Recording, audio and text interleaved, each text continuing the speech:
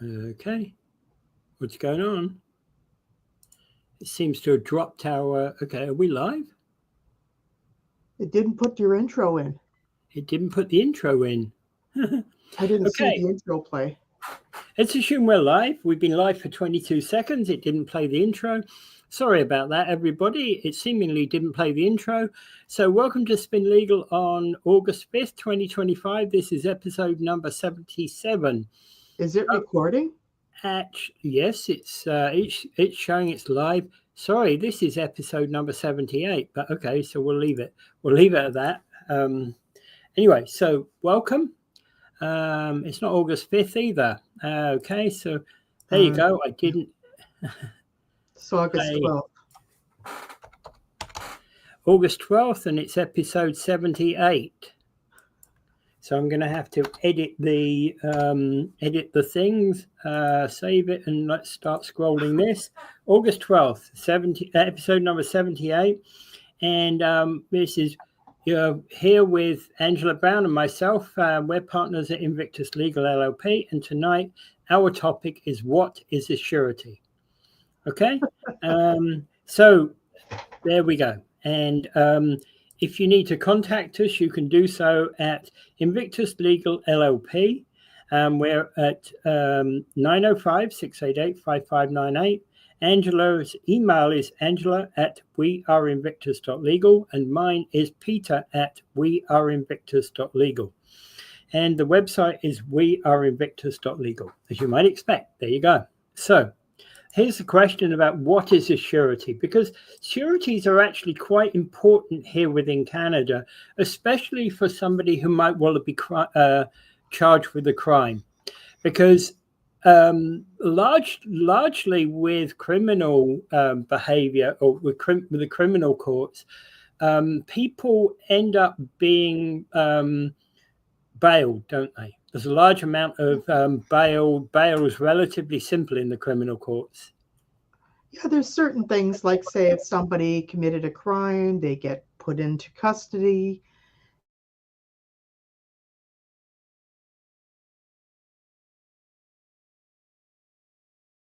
Proper bail job. Oh, yeah. Was that her intro? I don't know what happened there.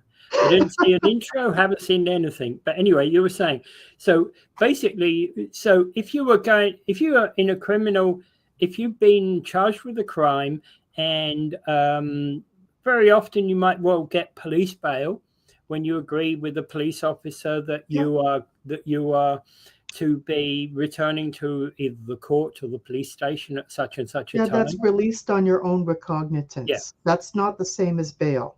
Yeah. That's just you get charged and then you get released. Yeah. Okay. And so they usually handle you over there, and you get your get your booking done and get your fingerprints, that sort of thing. This is okay, we'll let you go, but under these conditions, stay away from this person, whatever.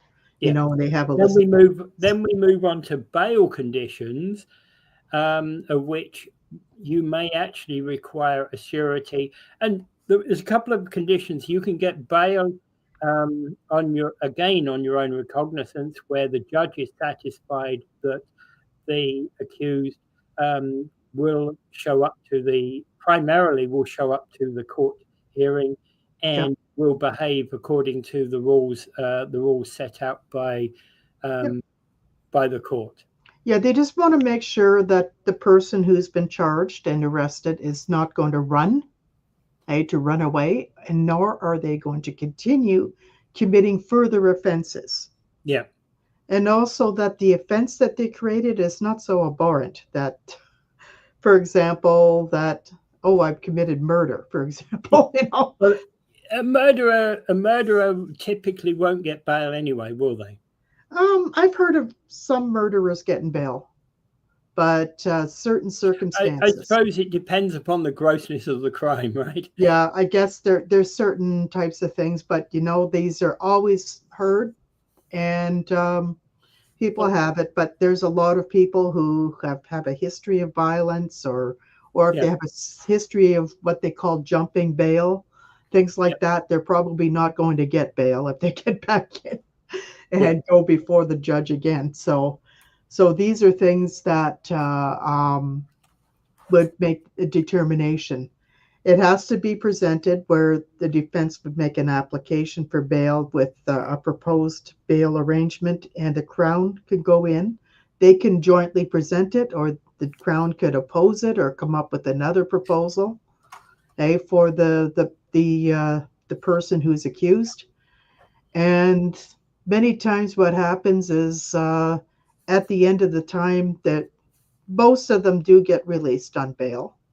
Okay, like charges like murder and so forth are actually quite rare, within the Oh, yeah. criminal justice system. You don't see people every day walking down the street murdering people. Well, thank goodness.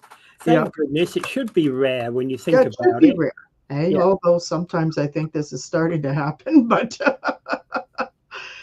this is the kind of thing. Well, because most of these people who get that, it's usually people who threaten somebody who robbed a bank or something, or stole someone's car, or there's various crimes that are not Mm. quite murder, but they are essentially where somebody really has to be told that, okay, if you're going to go out and you're going to be waiting for trial while you're in the community, you have to keep your nose clean. And they can give them some instructions on what it means to keep your nose Yeah. clean. Yeah. And basically, in many cases, they do require to have a surety. A surety is somebody that will oversee that person to make sure that they don't run, to make sure that they don't misbehave, to make sure that they're following the terms of their bail conditions. Yeah. Okay? And so when a surety is there, that's quite serious, right? Yeah, it's usually something where there might have been a risk of somebody, either somebody that they don't know, or maybe the offense is such that there could be possibly a repeat or something like that. You want to have a surety there to look after the person. And Hey, the person who's a surety has to be someone who is kind of clean yeah. themselves. Yeah. Okay, like if the two of you go rob a beer store, you're not going to have your friend who you robbed the beer store with to be your surety. Yeah. Yeah. Because just because they didn't get caught, the likelihood is that the police at that point would say, "Well, we haven't arrested Joe, but we rather suspect he was with the defendant at Yeah, the time of the robbery. We yeah, just can't prove it at this point, right?" yeah, So, a exactly. surety is a person who agrees to supervise an individual who's been released on bail, ensuring that they comply with the court's release conditions.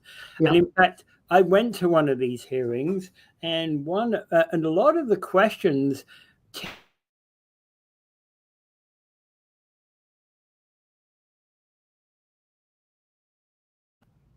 the prosecution will say, "Hey, oh yeah, we got Mr. X on the stand here," and the prosecution will say, "Well, actually, I don't believe that Mr. X should be released because he's a danger to the community, and a whole set of reasons why mhm, they believe him to be a danger to the community.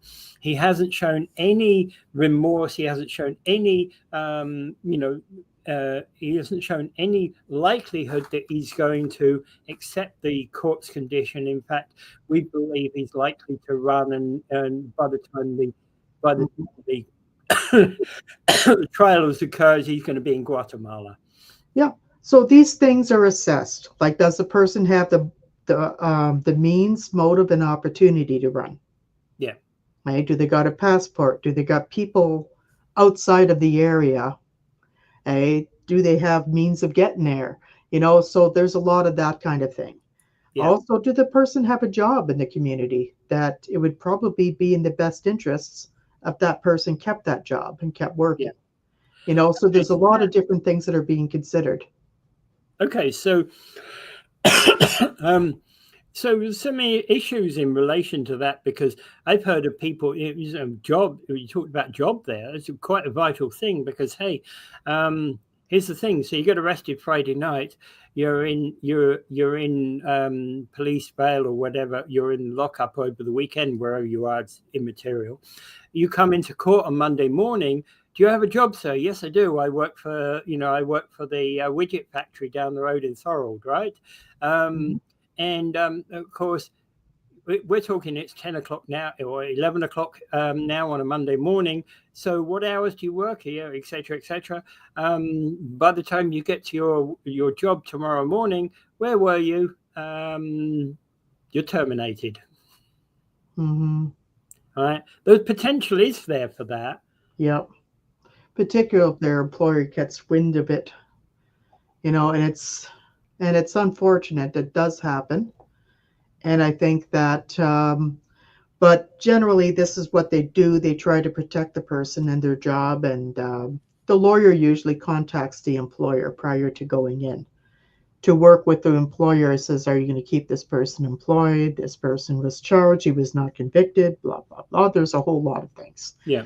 Okay. The defense lawyer has to prepare what they call a bail plan. Okay. And sometimes it's more difficult than others, to provide a complete bail plan.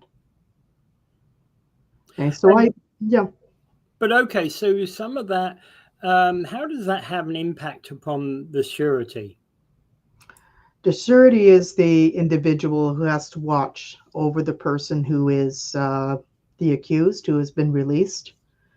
Many times they have to keep a curfew. Many times they have to avoid a particular person. Okay, Many times they have to, like ex-wives or something like that. No, ex-wives or ex-girlfriends or boyfriends or anybody that they might have threatened, that type of thing. And also sometimes people are barred from using the internet. Yeah. Okay? Which is like the internet's everywhere. So how is a person to do this? And sometimes what happens if the person works on a computer at work, maybe they might only be restricted to able to use the internet at their workplace. Okay, so there's a lot of different things. Like each of these bail plans are created for the person, not in general. Yeah. Okay. So one of the things to note is that surety law is primarily governed by the Criminal Code of Canada for bail matters. Yeah. And then it's run provincially. It's one of those hybrid type of jurisdictional things. Well, absolutely, because when it comes down to the criminal code, of course, we have one criminal code that operates for the whole of the country. But in fact, actually, there are many offences that if a person is jailed in, they will not be jailed and sent to a federal court. Prison. Yeah. So you could be charged and put into a federal penitentiary, which is more than 2 years, or you could be put into a provincial jail or a facility, which is 2 years less a day. Yeah. Yeah. And that's a key matter here, because and bail relates whether the crime is summary, which is 2 years minus a day maximum, or indictable, which is beyond the 2 years. 2 years and beyond, sorry, to be correct. All right. So these bail and surety matters, because the surety is normally required when the court believes that the defendant is not going to respond to supervision, or is not able to supervise or responsibly and manage their own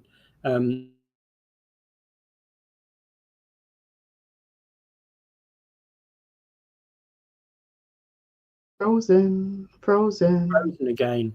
Yeah. Gotta get that song Frozen in here.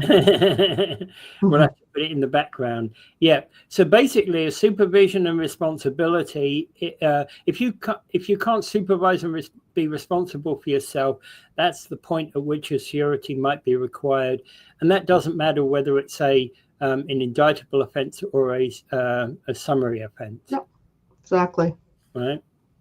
And basically, another part of it is when your defense counsel or your duty counsel would ask for potential sureties. Hey, Yeah. like if you've been charged, and you might want to say, like, if you've been charged, and he says, is there anybody that you would like to serve as sureties? And they would interview the people. Yeah. They would also help determine their suitability. And if the person is deemed to be suitable and presented before the court, that person needs to go on the stand, and the justice of the peace, asks that person a number of questions. Okay? And there's a number of things they might ask them, like, for example, if they own any property, what kind of work do they do for a living, that kind of thing, and how well they know the person who they're asking to be surety of, different things. There's a number of things that the surety person would have, and there's often an amount of money that's put forward. People don't have to put that money forward, but in terms of a surety, there's a certain amount of bond that's put in there. So just in case somebody decides to run away, and this is part of the whole system of enforcement. Okay, but if I'm renting my own house, can I still be a surety? Yeah. Yep. Okay. But you would have to determine the appropriateness of you being a surety. Yeah. So how would they determine how that I can be a surety? Would that be the sort of things that I own, like a car or computer and that sort of thing? Or a computer, or even if you have a job, are you able to come up with money? I see. Okay, so if I have a job, if I've got a job, and let's say I'm on 75,000, just to pick a figure out of the air, that basically I would be agreeing to pay $500 a month or something like that if the person did skip. Yeah, but this is determined in what's called an street hearing. Yeah. Okay? If there is some problem, and people could be summoned over to a street hearing, but that's only in the event where they feel the surety didn't do their job. Where they might have failed or did not. But up until that point, until they identified the surety didn't do their job and that the person's fled their custody, if you want to put it that way. In some cases, as surety has helped them flee jurisdiction. So, I mean, there's times when that happens. So they have these hearings, and so in fact, it could be pretty serious. Yeah. So in fact, what should happen is the surety should act as a supervisor, making sure the accused attends their court dates, adheres to any restrictions like curfews, non-association orders, and generally stays out of trouble, i.e. that they continue to go to work, etc., etc. Yep. Going and murdering the next door neighbor the following day is not very helpful. Yeah, it's not going to help them if they're going to do that type of thing. Yeah. All right. So moving on. So a surety must pledge a certain amount of money as a part of the bail agreement. So they will do so based upon their ownership of things like homes, cars, perhaps, as you said, the job, etc. Yeah, exactly. There's different things that they would evaluate as, and some of them are just like I had another person who was a surety of somebody who didn't own anything, but would be good for the money if it ever came down to it. So essentially, in 99% of these cases, when a bail is put out and there's a surety that actually pledges for it, and so what happens is now the appointed court date arrived. It's now the 12th of August 2025, and the trial has occurred, and the defendant arrives to the trial and continues to attend at the trial, irrespective of the outcome of the trial. At that point, the surety is no longer on the hook for anything. Right. Yeah. Because then they're in the hands of the court. So if this person, after the court makes a decision, then that's when whatever happens to the person. So whether they're put back into custody or whether they're given some sort of probationary terms or something like that, there's a number of things that could be, whether it's a conditional sentence, which is home arrest. So there's a number of different things that could. That's a whole different. That's a whole different discussion entirely. Yeah, sentencing. Yeah. Okay, so we talked about what happens when things go well. So what's the potential consequences if Joe doesn't show up and you put surety up for Joe to show up today, and it's now 10:30 and he's a no-show? Obviously, Yeah. the court can issue a bench warrant for his arrest. Yeah. But, you know, what's the consequences for you as his surety? As I said, they could be brought into something called an street hearing. Okay. And this has to be determined whether or not the person skipped bail because, if there was some failure in terms of supervision or whatever, because sometimes people, they take it for granted that everything's going to be okay. Yeah. But, because if you're a surety, you got to be somebody who's willing to call the cops Yeah. if this person. So the fact that on the day of the bail hearing, you acted as surety for Joe, and as soon as you and Joe left the court, Joe said, "Hey, bye, see ya. I'll be home tonight at 5 o'clock," but never shows up, and that's the last you see of him. You could be in serious trouble for not actually reporting that to the police. Yeah, and you have to call the police. Okay, so if there's something that goes on during the period of your surety, you have to phone the police if there is a violation of that person's bail conditions. So if you didn't report that to the police, you could be in serious trouble. Yeah, exactly. And this could okay. be where you could end up having to pay out the money that you pledged or part of it. Okay, so let's say that he has an 8 p.m. curfew and he says, "I'll be back by 6." But in fact, he returns by about 10. And you didn't bother calling the police. But on all other nights, there was never any issue. Mm-hmm. Yeah, and this is one of the things that you have to think about, and you have to tell them that the next time this happens, I will call the police. Yeah. So, I mean, this is a very, very difficult job for some people. And you have to really think thoroughly before becoming somebody's surety. Yeah. How well do you know the person? Hey, is this person reliable? Will they show up at court? Do they have a history of saying they're going to do things and not doing them? Do they have a history of not following rules? Yeah, and you probably know that person better than the police will or the court will. Yeah, exactly. You have to know that person and that sort of thing. And you have to be willing to give something up if something happens. Yeah. Because that's exactly where the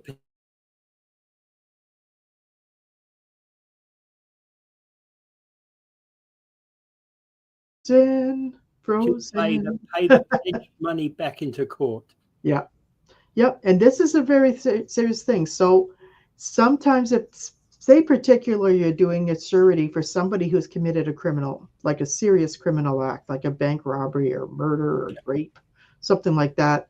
You would want to make sure you get legal advice before you enter into that discussion. Well, there's potential very serious consequences for that person not to attend court. Whereas if they've done a theft under 5,000, the consequences might not be as serious.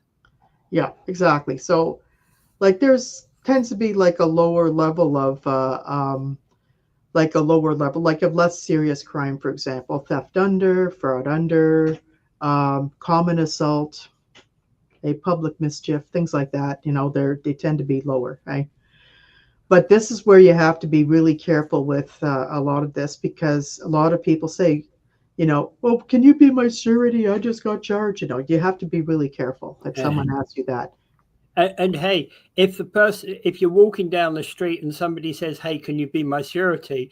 I think the answer's got to be not a chance in hell. Yep, exactly. But particularly, who is this guy? Yeah, different if it's your long lost cousin, of course. Yeah, somebody that you know. might think twice about it. And the court will try to determine that. How well do you know this person? How long have you been friends with this person? Yeah. And if they're a member of the family, does the person normally live at home? Do you know where they live? Does the person have any access to weapons? So there's a whole lot of things. There's usually a weapons ban during the period of bail. So there's a number of things that they have, so it's very serious. Like there's a lot of types of things that a person would have to go through. Yeah. Okay. All right. So and that's of course the worst situation when they break bail. So do you have any statistics about how frequently that occurs? Really, like I've seen it happen.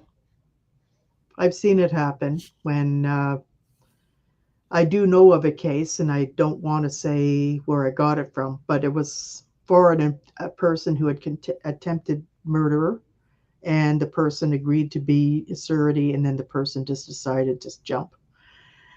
And there wasn't a street hearing, and yes, they were held up to a couple of $100,000 that they Yeah. had to pay. And these go into hearings to determine whether the person actually did their job as surety. Sometimes the person who's doing surety is not responsible for that, for the Okay. person who done it.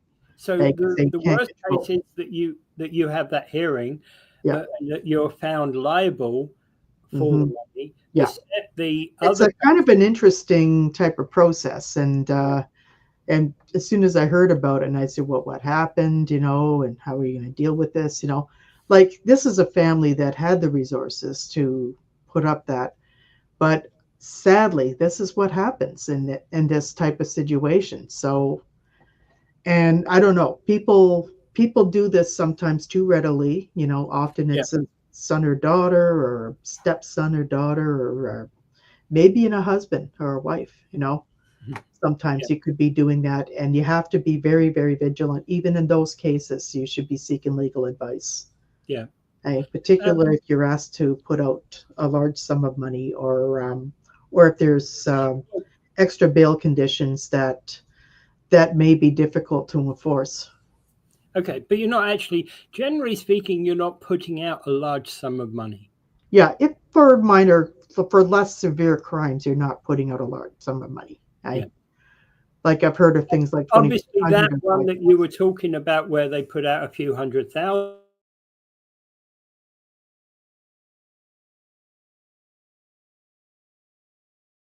Yeah.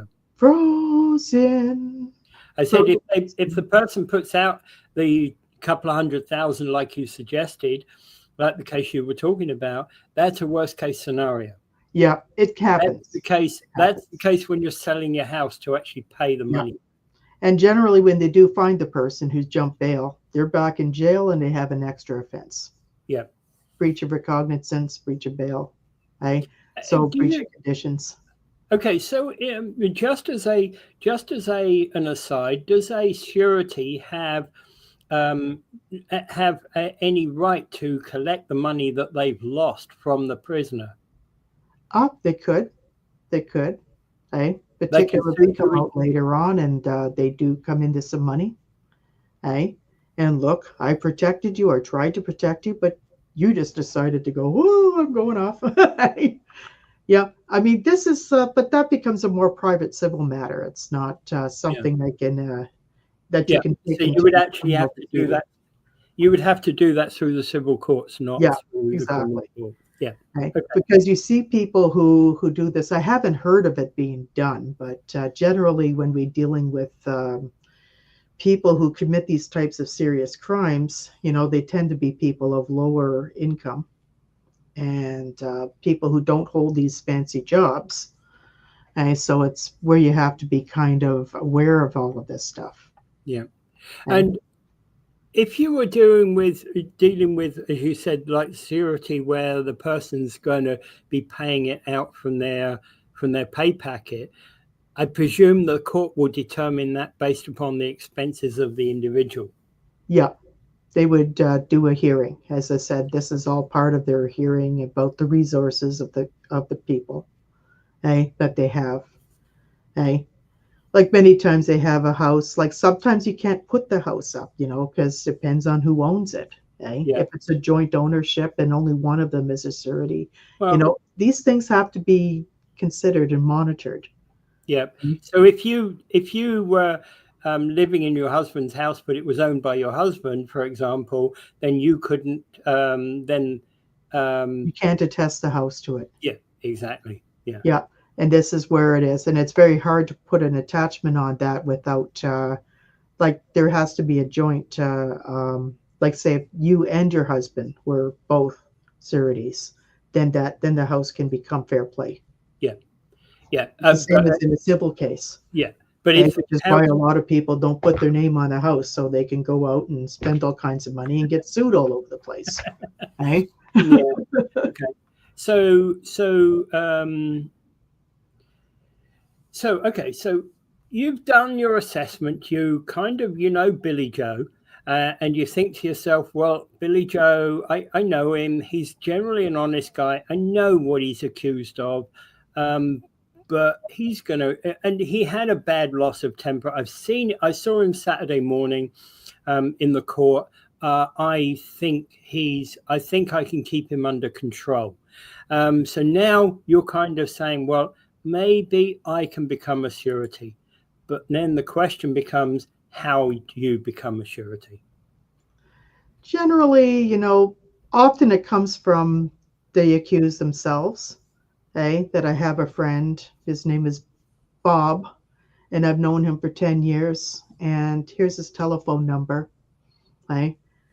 And I've been a surety before. What happened with me is that I was called on a Saturday morning, and I was asked to discuss that. He says, "Can you come into court on Monday morning?" The lawyer that was speaking for the person. And I said, "Okay, I will come in." And I did. And there was some kind of hearing that took place. Then I was brought into another room to talk to somebody, and I was interviewed by the duty counsel, I believe, or there was somebody there in the other to take a lot of information about me, as well as information about the accused person. And then after that, they developed a bail plan. And then this was put forward before the court. And then what happened was I was presented as a surety. I was put on the stand, and then the judge asked a number of questions just to make sure that I was like, I guess, a stabilizing influence in this person's life. That I would definitely call the police if there was a breach of bail conditions, if this person did. And fortunately, as in most cases, there was no problems. Okay. All right. So what's the processes of becoming a surety? As I said, it goes into the court system, and they make a decision. So they make, essentially, there's no paperwork or anything like that you have to sign a paperwork after the court determines the conditions. Yeah. And then there has a list of conditions, which is the bail paperwork that people carry around. So which has that, and then you have to sign that. Would you have to bring in proof of employment or something like that if that was being what was used for surety? No, they bring you on the stand. At least I was put on the stand, and I was asked questions. Yeah. And well, because of the work I do, it was pretty obvious to the particular judge who was there, who knows me, and I've appeared before him several times. So it was not really much of a mystery as to what I did. Yeah. But in terms of, he wouldn't know whether I owned a house or not, but I did tell them I did. So, which I did, at the time. So these things they do, and they could be enforced if they need to. Yeah. And okay, so you're put on the road when you're up there. Okay, so here's another situation. You're a part owner of the house, and your husband George basically said, you say, yes, I'm going to be surety for Joe Blow, and your husband George says, not a chance in hell. This is the most unreliable person on the planet. Mm-hmm. What's the situation? So if you choose to be surety, then you're going to be responsible, and you probably have to put up something else. So not the house. Yeah. You have a job, $80,000 a year, that sort of thing. Yeah. Or you have a nice Lamborghini sitting in your driveway. So I mean, those are things like that. I mean, these are things that people go through, and it's one of the contextual things. I have some issues with the surety system because there are some people out there who are stuck in jail awaiting trial because they cannot get a surety. Yeah. Or they cannot get a bail plan. set up. Yeah, that's something that we haven't even touched upon, but that actually is Yeah. a very good And question. there is an issue with constitutionality about being presumed innocent before you're proven guilty. Yeah. Okay, so there are people like that. There are programs in some other jurisdictions where they have bail supervisors, Okay. who work for the court system, But again, where they will kind of work with you if you're out on bail. You're told to live somewhere, and these bail supervisors will come around and make sure you're following things. okay. But again, there's a lot of people who would say that we let too many people out on bail too easily in this country. Well, I think a lot of people who do that don't understand the system, don't understand why, and don't ask the questions that need to be asked. Okay? Yeah. Like somebody says, oh, they keep getting out on bail and they're all out there again and they're all out committing more crimes. If they go out on bail and they start committing more crimes, they get put back in jail and they get more charges. Yeah. I mean, this is what happens. And this happens with a certain subsect of the criminal population. And the thing is, like rather than trying to say, oh, let's make bail so strict that hardly anybody will go out on bail. Okay, we can do that, but where are you going to build more jails and more prisons? Okay, so Well, you have to keep them somewhere. Yeah, and then the question about that is that our legal system makes the assumption that that a person's innocent until proven guilty. Absolutely, So and there could be some constitutional issues if this keeps getting raised. Yeah. Okay, some defense law, like during the COVID, people were released because the prisons were the jails were crowded.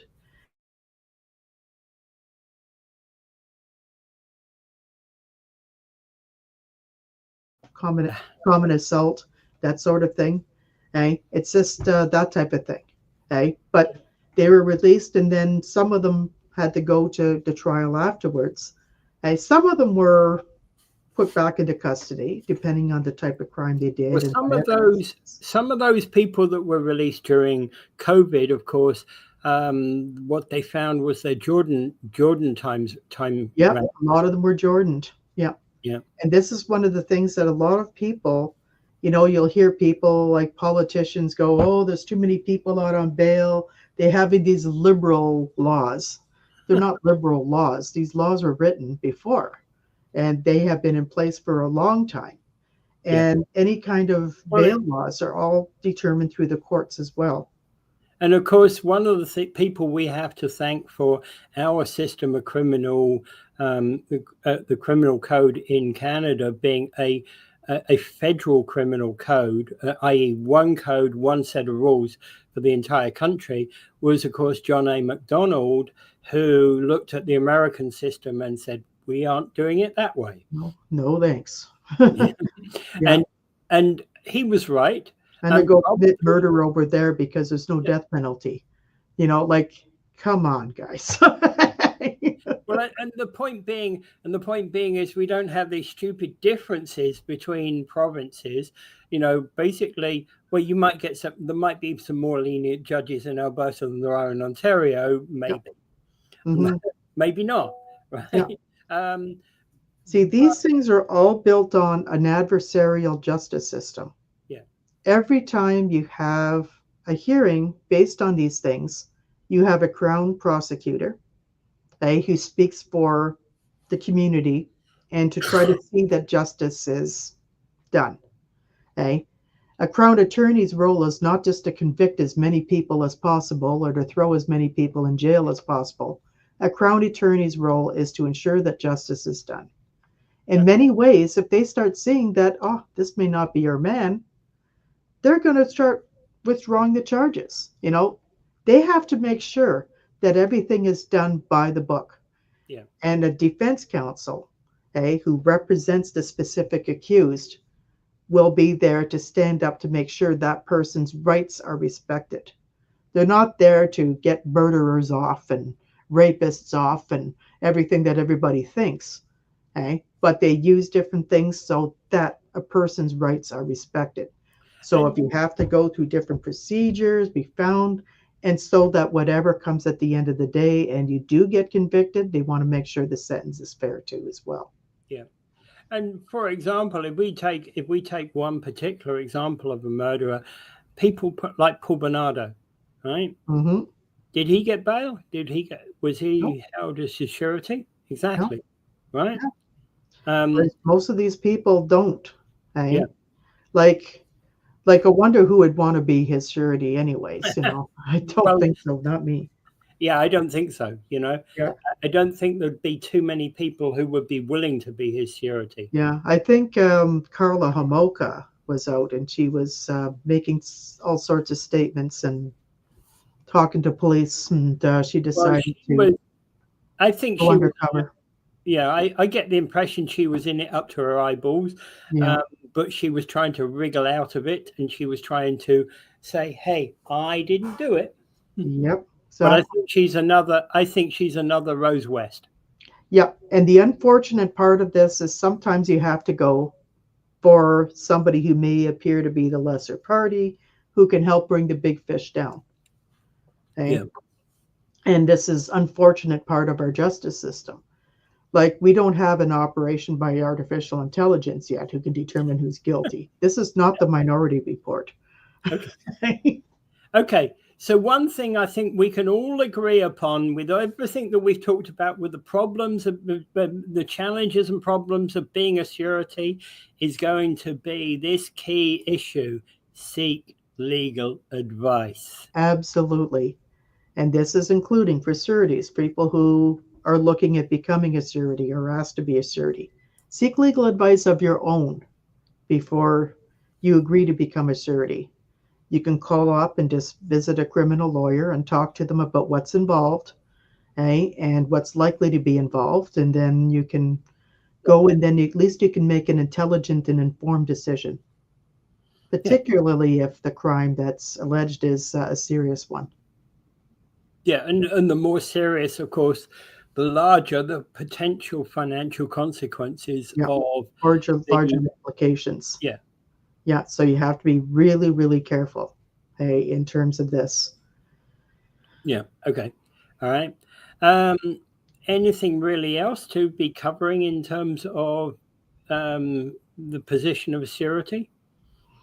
Nothing much, but there have been cases that where it's worked, where it's worked well, but unfortunately, this is one of the ways that many people could stay out of jail while they're Yeah. doing this, and it's an absolutely essential part of our justice system because this is part of how we try to keep most people, anyways, from keeping any further offense.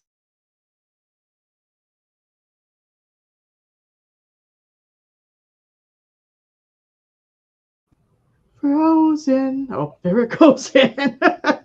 You were saying, Angela, Yeah.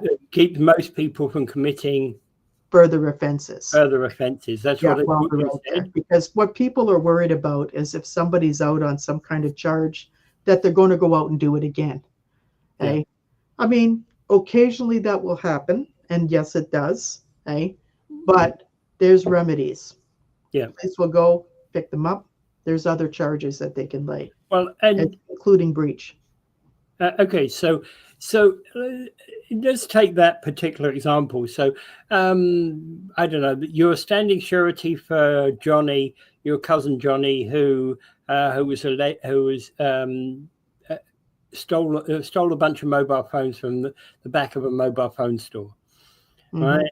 And he was one of these, let's call him opportunist thieves. The back door was open. He saw lots of iPhones, and he walked out with 100 of them. Oh. And then Now, you can sell them on the black market. that was his intent, but Yeah. and Somebody found out and he got yeah, caught. yeah. Okay, so you act as surety for him, and of course, 3 weeks later, what happens? The back door to the mobile phone shop is open, and he sees these gleaming devices and goes, "Yes, I want one of that. I'm going for that one again." Mhm. Right? That could happen. Okay, but this is where it gets evaluated, whether the surety is doing their job or not. Like, say, for instance, part of the work is that he can only go to work during the day and then come back at 6. Yeah. Okay, and many times the surety would take it upon themselves to transport them back and forth to work. And this happens. That does. Okay? And then what happens is, oh, it's lunch hour. I'm going to go over there and steal some cell phones. Yeah, that's not under the control of the surety. That does present a potential problem. What if Joe's actually works on the night shift? Well, this is where they said, what are your jobs? What is your responsibilities? And how you're going to get there, that sort of thing. So they have to, this is all part of the plan that they have to do, that they have to present. They have to make sure that this person is actually going to work during this time. Okay? And some sureties would actually take the responsibility to get them in the car and drive them there and back. Okay? It's all part of it. And sometimes the sureties are able to drive themselves. Sometimes they have to wear an ankle bracelet. There's a lot of there's a lot of conditions that can be put upon people. Okay? The court's got some pretty broad jurisdiction about what they can impose, but they have to be reasonable. They can't be something where they would suffocate somebody for some minor offense, that they're out in the first offense, that type of thing. They have to be really careful. And once you're settled for bail, and if something comes up, sometimes a bail condition may need to be changed, and that can only go up to a superior court level. And when the first is usually through the Ontario Court of Justice. But sometimes it could be done by just talking to the Crown Attorney and sorting it out, and then the Crown Attorney refiles that into the system to get that changed. Okay. All right. Are there any other considerations you need to cover? Legal advice. Always legal advice. And not emphasize that strong enough. Okay, and of course, your legal advisor, they come in all shapes and sizes as well, don't they? Yeah, exactly. Like in most cases for a criminal type of thing, you should be talking to a lawyer about it. Okay? Like in some cases, paralegals can handle criminal offenses, such as summary offenses, for example. Okay? But there's a lot of different things. It's best that sometimes certain criminal lawyers, sometimes it's worth spend an hour with them to ask them your responsibilities as a surety. Yeah.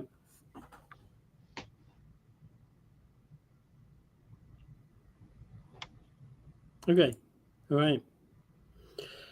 Okay, so that kind of brings us neatly to the end of our show for today. So if you need to contact us at Invictus Legal, you can do so at 905-688-5598, or you can email Angela at weareinvictus.legal, or myself at peter@weareinvictus.legal.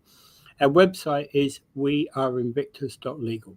Okay, and just to make everything very clear. Okay, what you heard today on Spin Legal, and this isn't spin. This is, whether it's this show or others in our series, is not legal advice. If you need legal advice, then you need to contact a paralegal or a lawyer. Okay, we'd like you to come to our firm and ask us questions, because we do a lot of types of work. Okay, and it's something that's very important, that you have to seek legal advice. Okay, we cannot answer that to you on this show. You need to speak to your own individual person who can advise you. And that's a bit for the show anyways. And that kind of is where we were talking about what we were talking about last week was garnishments, and this is the criminal equivalent of garnishments, I guess. Yeah, exactly. Okay. There's so many ways people can get in hell. In large respect,